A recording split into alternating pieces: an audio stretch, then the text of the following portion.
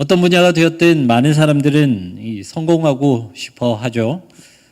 여기서 말하는 성공이라는 것은 목표를 이루는 것이 될 수도 있고, 가족의 건강, 시험에 통과하는 것, 그리고 진급, 물질적으로 자유를 누리는 것, 여러 가지가 될 수 있을 것입니다. 그렇다면 이런 것들을 이루기 위해 우리가 성공을 성취하기 위해서는 우리가 어떻게 해야 될까요? 오늘 설교를 쭉 들으시면서 항상 이 말을 기억하며 들으셨으면 좋겠습니다. More and less. 점점 더 가지는 것이 성공인 것인가? 아니면 점점 더 버리는 것이 성공한 것일까? 운동선수가 경기를 잘하기 위해서는 힘을 주는 것보다 힘을 빼는 것이 더 중요하다고 합니다. 대표적으로 이 축구 선수를 예를 들어서 말씀드리면 공을 찰 때 특별히 힘을 빼는 게 중요한데요. 그것은 이 하체부터 발까지 하나의 뼈와 근육으로 연결이 되어 있기 때문입니다. 만약 어느 한 곳에 힘이 들어가게 되면 그곳의 근육이 긴장하게 되어서 이 사실 공을 차는데 힘들어진다는 것이죠. 그래서 운동을 할 때는 힘을 빼는 게 매우 중요합니다. 물론 모든 것을 비우고 모든 것을 버리는 것이 능사는 아닙니다. 하지만 좀 전에 말씀드린 것처럼 more and less. 우리에게 진짜 필요한 것이 무엇인지, 채우는 것이 필요한지, 아니면 버리고 빼는 것이 중요한 것인지, 그것에 대해서는 한번 생각해 봐야 될 필요가 있다는 것이죠. 오늘 본문은 신명기입니다. 신명기를 영어로 하면 디우테로노미라고 하는데요. 두 번째 율법이라는 의미를 가지고 있습니다. 말 그대로 이스라엘 백성들이 가나안에 들어가기 전에 하나님께 받은 두 번째 율법이라는 의미인데요. 이 신명기 배경을 이해하기 위해서는 창세기부터 신명기까지의 내용을 간단하게라도 좀 알 필요가 있습니다. 창세기는 하나님의 구원 계획이 시작되는 그런 이야기가 들려있죠. 처음에는 하나님께서 완벽하게 창조하신 그 세상에서 하나님과 아름다운 교제를 지니고 있다가 죄로 인해서 그 관계가 다 끊어지게 됩니다. 하지만 하나님은 노아와 아브라함 그리고 이삭과 야곱, 요셉을 통해서 그 구원 계획을 계속해서 이어가시죠. 이게 창세기의 가장 기본이 되는 스토리입니다.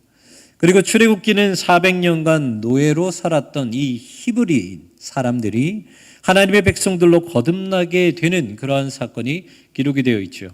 애굽의 법, 그러니까 이 세상의 법을 이제 지켰던, 세상의 법에 의해 통치받았던 그 사람들이 이 시내산에서 율법을 받으면서 이제는 하나님의 법에 통치받는 그런 사람으로 거듭나게 되었다는 것입니다. 그리고 그 법을 조금 더 자세하게 기록한 성경이 바로 레위기인데요. 언제 어떻게 제사를 드려야 하는지, 그리고 무엇이 부정하고 무엇이 부정하지 않는지, 이것들을 상세하게 기록한 책이 레위기입니다. 그리고 민수기는 이 시내산에서 머물고 있었던 하나님의 백성들이 이제 하나님께서 가라고 명령하신 땅, 그 가나안으로 들어가기 위한 그 여정에 대해서 기록하고 있죠. 그래서 출애굽기는 애굽에서 시내산까지의 스토리가 기록되어 있다면 민수기는 시내산부터 여리고 앞, 그러니까 이 모압 평지까지의 스토리가 기록된 성경입니다. 그리고 나서 이 역사적으로 만약에 본다면은 이 민수기 다음에 어떤 내용이 기록되어야 되냐면 이 가나안으로 요단강을 통해 들어간 다음에 여리고 성을 무너뜨리고 가나안을 점령하는 여호수아서가 나와야 맞죠. 하지만 하나님은 여기에서 이스라엘 백성들에게 한 번 더 율법을 가르칩니다. 그래서 신명기를 두 번째 율법이라고 말을 하죠. 신명기는 레위기와 약간 다릅니다. 레위기는 주로 어떻게 하면 정결하게 되고 어떻게 하면 거룩하게 되는지에 대해서 기록을 하고 있다면 신명기는 가나안에 들어갔을 때 어떻게 하면 하나님의 백성으로 살아갈 수 있는지 실생활에 현실에서 필요한 그런 법들을 기록을 하고 있다는 거죠. 여러분, 성경은 우리와 전혀 상관없는 말씀, 그것을 말씀하시는 책이 아닙니다. 가나안은 어떤 땅입니까? 이스라엘 백성들이 말씀을 가지고 치열하게 싸워야 하는 현실이 바로 가나안입니다. 우리로 말하면 교회가 아니라 우리가 살아가고 있는 그 땅, 우리의 현실, 우리의 가정, 우리의 직장, 우리의 사업처, 여러 곳이 될 수 있다는 것이죠. 그래서 성경은 세상에서 살아갈 때 필요한 하나님의 말씀과 지혜라고 우리가 말할 수 있는 것입니다. 그렇다면 이스라엘 사람들은 가나안에 들어가서 어떻게 살아야 했을까요? 오늘 본문에서 우리가 먼저 살펴봐야 하는 말씀이 있는데요. 14절 말씀 한번 같이 읽어보도록 하겠습니다. 내가 내 하나님 여호와께서 내게 주시는 땅에 이르러 그 땅을 차지하고 거주할 때에 만일 우리도 우리 주위의 모든 민족들 같이 우리 위에 왕을 세워야겠다는 생각이 나거든. 아멘. 오늘 본문에서 가장 먼저 봐야 될 그 말씀, 이스라엘 백성들이 어떻게 가나안 땅에 들어가게 되었느냐, 그것을 먼저 우리가 봐야 된다는 것입니다. 14절 앞부분에 이렇게 기록하고 있죠. 하나님 여호와께서 너에게 주시는 땅에 이르러 그 땅을 차지하고 거주해야 할 때에. 그러니까 성경은 이스라엘 백성들이 가나안에 들어가는 모든 것들을 이스라엘 사람들의 능력이 아니라 철저하게 하나님께서 그 모든 길을 열어주셨기에 그 가나안 땅으로 들어갈 수 있다라고 성경은 말씀을 하고 있습니다. 무슨 말이냐면 이스라엘 백성들을 광야에서 지켜주신 분도 하나님이고요, 시내산에서 언약을 주신 것도 하나님이고요, 가나안에 들어가게 하신 분도 하나님이라는 것이죠. 그렇다면 이스라엘 백성들은 가나안에 들어가서도 하나님의 법을 따라야 한다라는 것을 14절 말씀, 오늘 본문 가장 먼저 우리에게 말씀해 주고 있다는 것입니다. 애굽에서 애굽의 법을 따랐던 것처럼 가나안에서도 가나안의 법을 따르는 것이 아니라 하나님이 길을 열어주시는 곳이 어디가 되었든 간에 이스라엘 백성들은 이제는 하나님의 법을 따라 살아야 한다는 것이죠. 그리고 나서 오늘 본문은 그렇게 말씀하신 그 하나님의 법, 그 하나님의 법으로 통치해야 하는 왕에 대해서 말씀을 하고 있습니다. 오늘 본문 15절부터 17절까지의 내용을 요약해서 말씀드리면, 하나님은 가장 먼저 왕이라면 하지 말아야 될 것에 대해서 4가지 정도로 기록을 하고 있는데요. 첫 번째는 왕을 뽑되 절대로 다른 민족에서 왕을 뽑지 마라. 두 번째는 왕은 병사와 말을 많이 두지 마라. 세 번째, 왕은 아내를 많이 두지 마라. 네 번째, 왕은 은과 금을 많이 두지 마라. 이렇게 하지 말라는 내용이 먼저 나와 있습니다. 그런데 우리가 가만히 생각해 보면 지금 말씀드린 이 4가지는 사실 왕이 모든 것을 다 가지고 있어야 하는 것이었어요. 병사와 말이 많아야 자신과 나라를 지킬 수 있죠. 그리고 아내가 많다는 것은 주변국과 동맹을 맺었다라는 의미예요. 그래서 이 역시나 나라의 평강을 지킬 수 있는 그 방법 중에 하나였다는 것이죠. 그리고 왕이라면 자신의 권력과 품위 유지를 위해서 은과 금이 당연히 많아야 하는 것입니다. 그래서 하지 말라고 기록된 것은 사실 왕이 모두 다 갖춰야 할 것들이었죠. 하지만 하나님은 그것들을 오히려 제거하라고 말씀하셨습니다. 그렇다면 하나님이 원하시는 모습은 무엇일까? 오늘 본문 18절과 19절 말씀입니다. 그가 왕위에 오르거든 이 율법서의 등사본을 레위 사람 제사장 앞에서 책에 기록하여 평생에 자기 옆에 두고 읽어 그의 하나님 여호와 경외하기를 배우며 이 율법의 모든 말과 이 규례를 지켜 행할 것이라. 아멘. 오늘 본문을 보면 왕이 하지 말아야 될 것들은 여러 가지였지만 왕이 반드시 지켜야 될 것은 딱 하나였습니다. 말씀. 율법의 등사본을 만들어서 평생 그의 옆에 두고 그것을 읽고 또 읽어서 하나님의 말씀과 하나님의 뜻대로 그 나라를 통치하는 것, 왕이 해야 될 것은 바로 그것 딱 한 가지였다는 것이죠. 하나님이 지키라고 주신 율법, 하나님이 열어주신 그 가나안 땅, 이 모든 것이 하나님의 은혜였기 때문에 이스라엘 왕은 하나님의 말씀을 가지고 이스라엘 백성들을 통치해야 했다는 것입니다. 여러분, 오늘 본문은 그 어느 때보다 우리에게 필요한 말씀입니다. 그리스도인은 하나님 없이 아무것도 할 수 없다는 그 고백을 하는 사람들이죠. 이것은 우리가 아무런 쓸모가 없습니다라는 그런 고백이 아닙니다.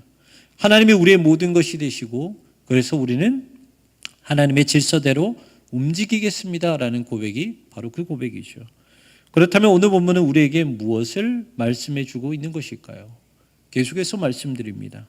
More and less. 이 두 가지 중에 우리에게 말씀하시는 것, 하나님께서 우리에게 요구하시는 것이 무엇일까? 그것은 바로 less, 버리라는 것입니다.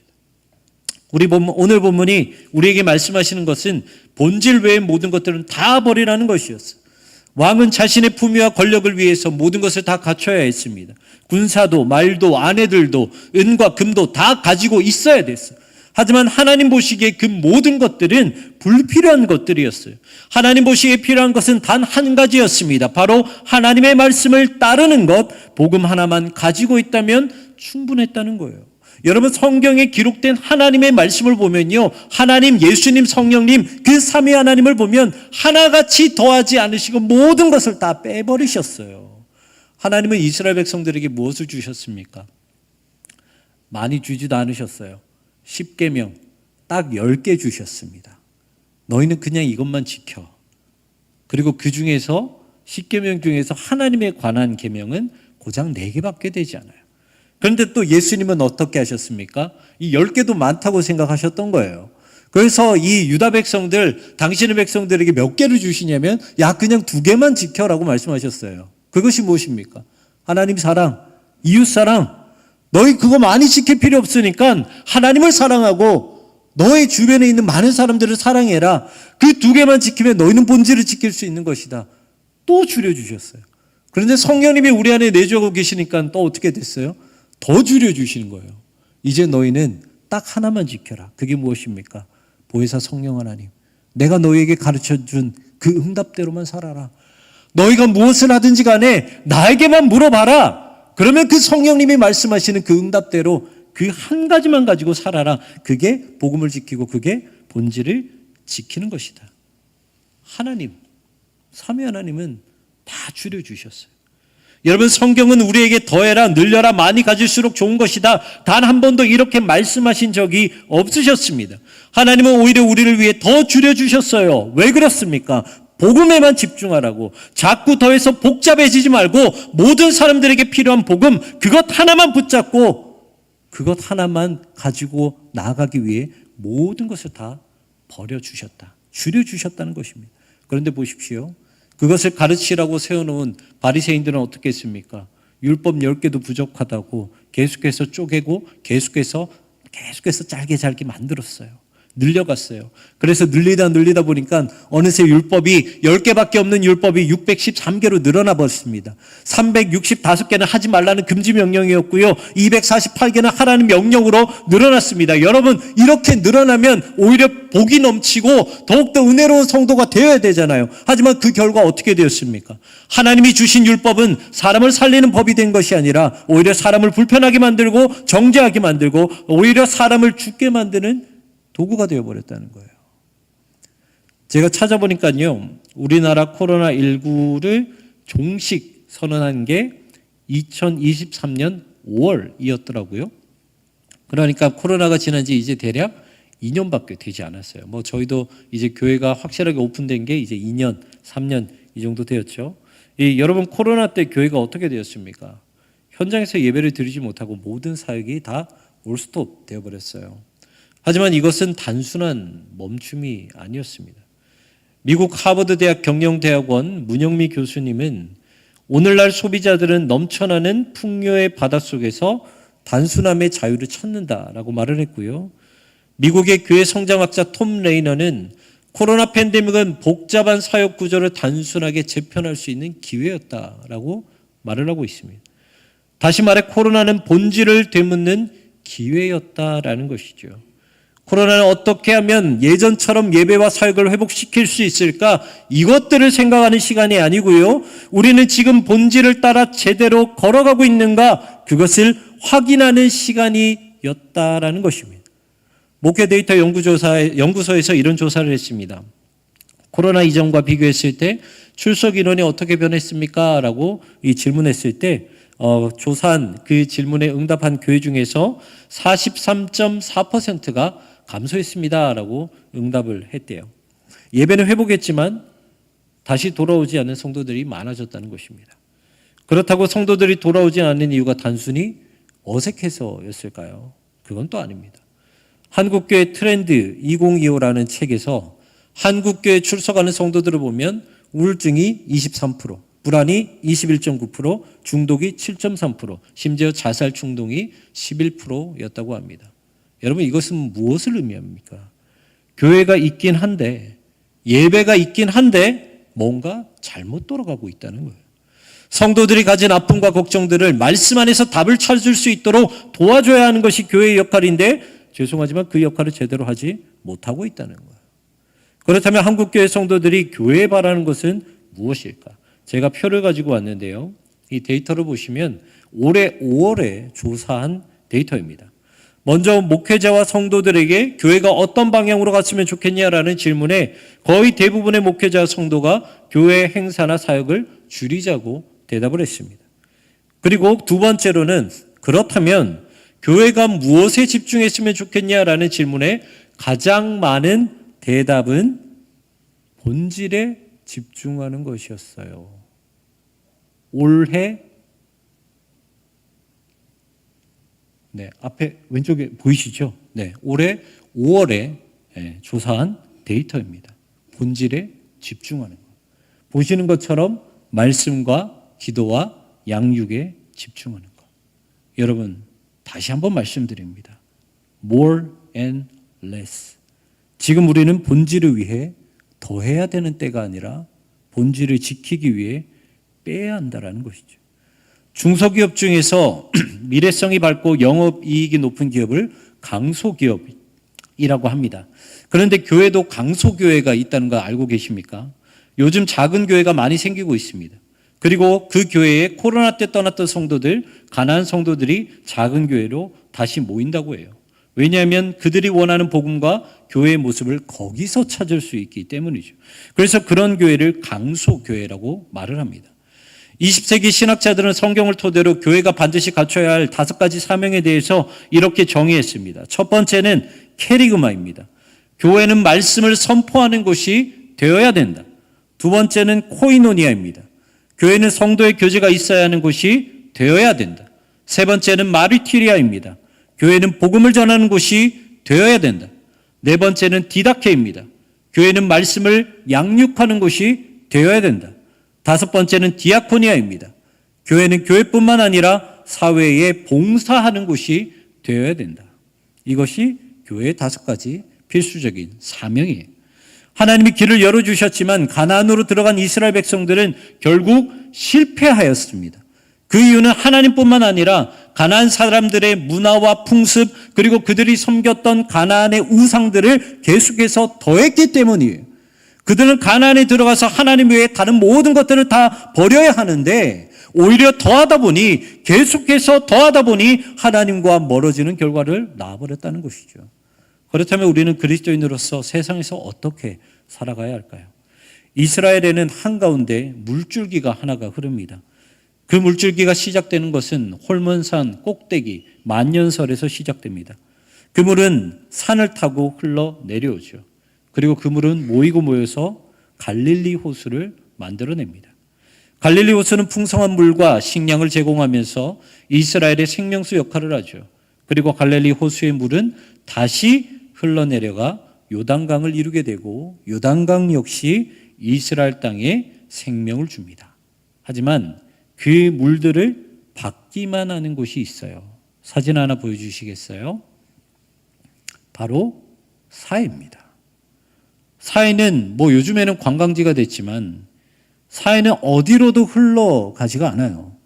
위에서 내려오는 모든 물들을 채우기만 합니다. 받기만 해요. 그렇다면 더 풍성한 생명이 살고 그 주변도 아름답게 변해야 되는 것이 정상인데 여러분 저 사해의 사진을 보십시오. 사해는 죽은 바다라는 그 말처럼 그곳에는 오히려 생명이 없습니다.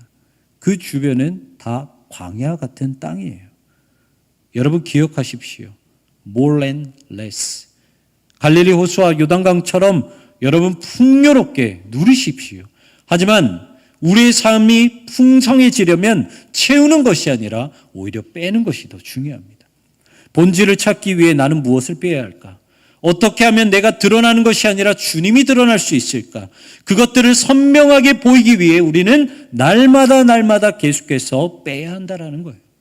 저는 초등학생 5학년, 6학년 때부터 이 교회라면 뭐든지 다 앞장서서 했습니다. 성가대, 찬양팀, 교사, 하루 종일 교회에서 살라고 하면은 너무 즐겁게 살았어요. 행사가 있으면 무대 설치부터 무대 해체까지, 부흥회, 사경회, 그 다음에 수련회, 무엇이 됐든 가리지 않고 다 따라다녔습니다. 그런데 그것은 누가 떠밀어서 간 적이 단 한 번도 없었어요. 제가 너무 행복해서, 제가 너무 기뻐서 다 따라다녔습니다. 그런데 여러분도 다 그런 때가 있을 줄 압니다. 그때를 한번 생각해 보십시오. 교회에 많은 게 있었습니까? 없었습니다. 예배만 있었고요. 성경 공부만 있었고요. 교제밖에 없었어요. 여러분, 제가 지금 꼰대적인 발언을 하는 걸까요? 저는 아니라고 생각해요.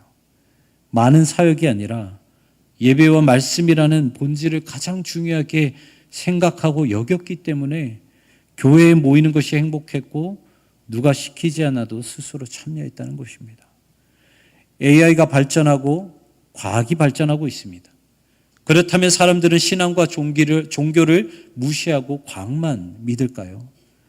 아니요, 오히려 더 늘어나고 있습니다. 성도들도 그렇고 믿지 않는 분들도 오히려 영혼에 대한 관심이, 종교에 대한 관심이, 신앙에 대한 관심이 더 많아졌습니다. 그렇다면 그 영혼을 채워주는 역할을 누가 해야겠습니까? 성도가 되었든 세상 사람들이 되었든 결국 영적인 목마름을 채워주는 역할을 해야 되는 곳은 바로 교회가 해야 된다는 것입니다. 그리고 그 역할을 하기 위해서는 오직 본질이 남을 때까지 계속해서 버려야 하는 것입니다. 버리는 것은 두렵고 어려울 수도 있습니다. 하지만 그것이 본질을 지키기 위해서, 교회의 역할을 하기 위해서, 무엇보다 우리가 살아가는 현실에서 하나님 백성답게 살기 위해서는 과감하게 버려야 한다는 것입니다. 자꾸 더하려 하지 마시고 복음만 남을 때까지 끊임없이 버리시기 바랍니다. 그리고 본질을 따라 살고 오직 복음으로 세상에 답하는 우리 교회, 그리고 우리가 되기를 주님의 이름으로 축원합니다.